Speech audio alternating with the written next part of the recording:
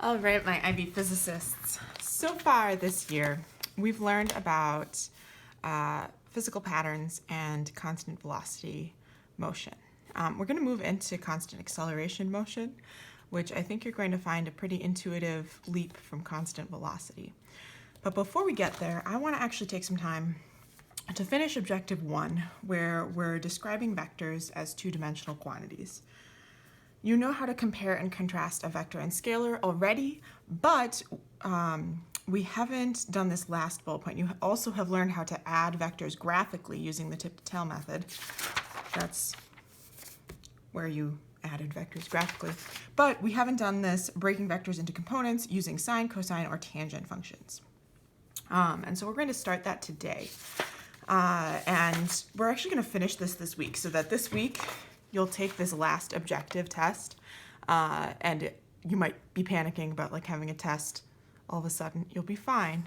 It covers two things you already know and one thing that you're going to learn right now, and you'll find it pretty straightforward if you've already used a fair bit of trigonometry, and it'll be a little bit of a learning curve if you haven't, but you can totally do it.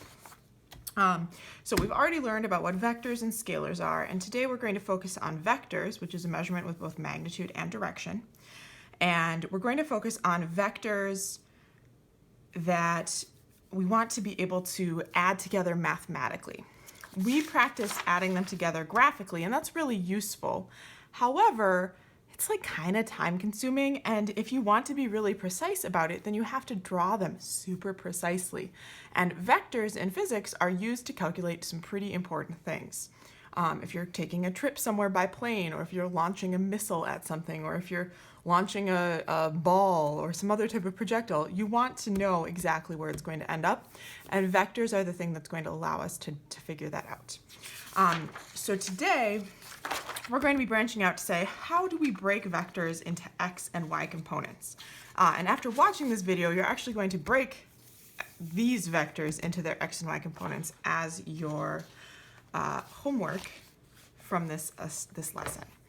So our goal is to say, how do we break vectors into their x and y components? And you might be saying, Ms. Getz, what do you even mean by that? And that's a fair question. So I'm going to start with a nice vector. And I'll have my vector start right here, and it will point up this direction. I'm just making this up. We'll call it a velocity. We'll make this be, how about 8 meters per second. And then because this vector is at a funny angle, I'm actually going to figure out what that funny angle is by making it up. It's like more than 45. I don't know. I'll call it 70 degrees. Again, I'm making this up. Don't tell anyone. Shh. So 70 degrees, 8 meters per second. So we call this velocity 8 meters per second at 70 degrees. But I actually want to be able to say, well, how much velocity is going in the x direction, and how much of that velocity is going in the y direction? And you might say, oh, well, I could count the boxes, and I could count the boxes, but I didn't make this scaled perfectly, so that's not really going to help me. But you do know how to use trigonometry. So what I'm going to do is I'm going to turn this into a right triangle. I'm going to say, okay, it goes over this far in the x direction, so this is the velocity component in the x direction. And then, does this green show up okay? No, that's terrible, don't use that. We'll go blue. And then it goes up this far in the y direction. So I want to be able to figure out how large is that velocity in the x direction, and how large is it in the y direction. And notice that I've drawn this little right triangle here to show that the velocity is going to the east and to the north, or to the right and up. So I'm showing the two directional components. And so what we really have here is essentially a right triangle that I've drawn kind of poorly to scale here. But again, the scale part is not a huge deal because I'm going to be using the maths to help me. So I know this is 70 degrees. You could tell me what this angle is, but you know what? It doesn't actually matter too much what that angle is, because what I want to do is find out, well, what is this side, Vy, and what is this other side, Vx. And since we know that this is a right triangle, how handy, we can use what we know about triangles, that they have a hypotenuse. Next to the angle is an adjacent side, and across from the angle is the opposite side. So I'm labeling this with which sides of the triangle relate to this angle that I have. And I can actually go ahead and say, oh, hey, I know this thing called SOHCAHTOA. So SOHCAHTOA, which tells me that the sine of the angle is equal to the opposite side over the hypotenuse side. And so you've learned this in math class, but we can use this to our advantage to actually find the opposite side and the adjacent side. And so let's start in the x direction. That's always a nice direction to start. I'm gonna go ahead and say, okay, cap your pens so they don't run out of ink. And I'm going to find the x component of this velocity. So I'm going to use the 70-degree angle. The sine of 70 degrees is equal to the opposite. Oh, Ms. Getz, that's a ridiculous plan. What have you done? Will the sine help me find this angle, fam? Obviously not. So take a moment, use your brain. I didn't. You try. Which of my trigonometric functions should I use to find this x side of the triangle? Again, it's that side that's right here. Notice that it's right next to the angle, so it's adjacent the angle. So sine, not gonna help me out because no adjacent. Ms. Getz. Cosine, that has an adjacent. Tangent also has an adjacent. But notice I don't know the opposite side, so tangent, let's ignore it. In fact, mostly you can ignore tangent for most of the vector stuff we do in physics. So I'm going to use cosine. So really, I should have written cosine of 70 degrees. Okay, because that involves the adjacent side. So that's the adjacent over the hypotenuse. Adjacent, that's Vx, over the hypotenuse. Oh, that's the 8 meters per second. And since I want to find Vx, all I have to do is isolate it, make it alone on this side. So I'm going to multiply both sides by 8 meters per second times by 8 meters per second. I'm going to use my handy dandy calculator to do that. I'm going to double check. Am I in degrees? Do I remember how to double check that? You do want to make sure that you're in degrees. We're going to be using degrees pretty much throughout IB physics.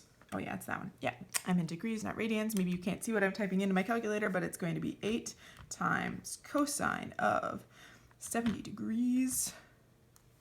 And that is 2.73616, blah, blah, blah. Do I need all those? Obviously not.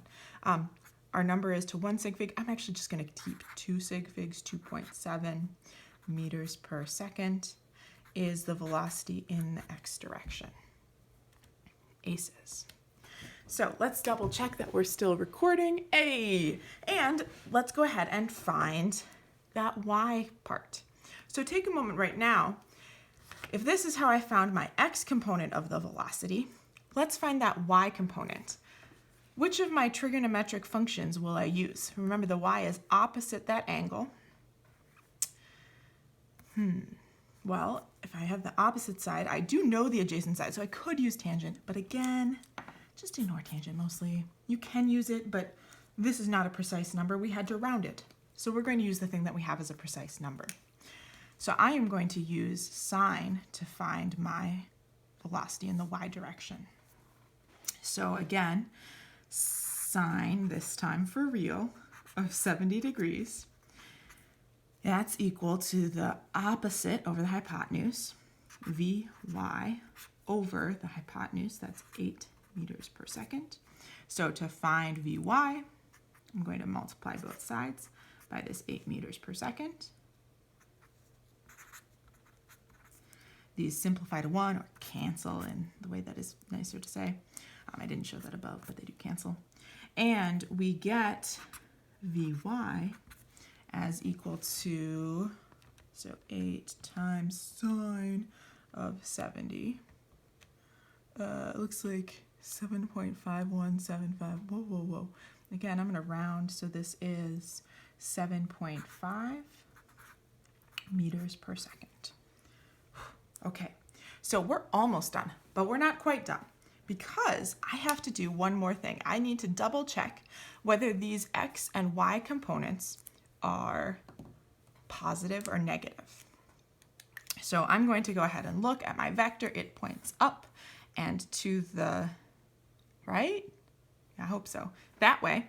And when I think about an x-y axis, x, y, these sides are positive. So that means that my vector points in the positive x direction. So I can say it's positive 2.7 meters per second. And it points up, that's the positive y direction, positive 7.5 meters per second. And we can actually write this as an ordered pair. So this vector I can write as a velocity of 8 meters per second at 70 degrees, or I can write the exact same vector as the velocity 2.7 meters per second x, 7.5 meters per second y. So it's telling us essentially a coordinate pair, that if I go over 2.7, a little bit, I'm estimating, and I go up 7.5, that my coordinate point right here, that's where the vector points. And so I'm able to say, great, my vector is 2.7 wide and 7.5 tall. Maybe you'd like to do another practice one. Let's try one more. I'm going to go a little faster through this next one. And I'm going to have a vector that points down this direction. And again, it's on an xy axis. Let's call it, how about 500 miles per hour, mph. Miles is usually abbreviated mi, but I'm going to go with mph. And so this is maybe a speed of a plane or something. And this angle is quite large. We're going to call it 80 degrees. So I want to find my x and y components.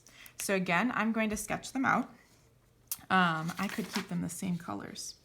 That'd be smart. I'm going to sketch them out. So I have the x component going forwards. This is the velocity in the x direction. And then I have the y component going down, velocity in the y direction. And so I'm going to go ahead and find both components. So just like I did before, I'm going to start with the x component. So to find Vx, again, I have to use cosine, sine, or tangent. This is the adjacent side of the angle. Here's the hypotenuse. So I'm going to use cosine of 80 degrees is equal to Vx. That's what we're looking for, the adjacent side over the hypotenuse side. And again, when I started out, I would always write down SOHCAHTOA, so I'm going to do that for you too, on my paper, just because sometimes your brain just doesn't quite picture it right. So I write it down every time I had to use it when I first started in physics. So that's the adjacent side. Then the hypotenuse side, that's 500 miles per hour. Again, I want to find Vx, so I'm going to multiply both sides. 500 miles per hour, 500 miles per hour. 500 times cosine 80. So that gives me Vx of 86.8 miles per hour. And I actually probably could just round that to 87. I can do a little double check here, and I can say, okay, does it make sense that it would be 86? So 86 is a lot smaller than 500. If this length is 500, is it reasonable that this length is 86? Yeah, like it's a lot shorter. So it seems pretty reasonable to me. Did I measure this angle when I drew it? No. So is this perfectly to scale? No. But it should clearly be short in comparison to the hypotenuse, and it is. So then I would go ahead and say, okay, great. Now I can find Vy. So to find Vy, I'm going to say that's Vy is the opposite side. Here's still the hypotenuse. So I'm going to use sine of 80 degrees is equal to Vy over 500, the hypotenuse, miles per hour. Again, going through the exact same process, 500 on both sides. We do some canceling. We type into our calculator, 500 times sine of 80.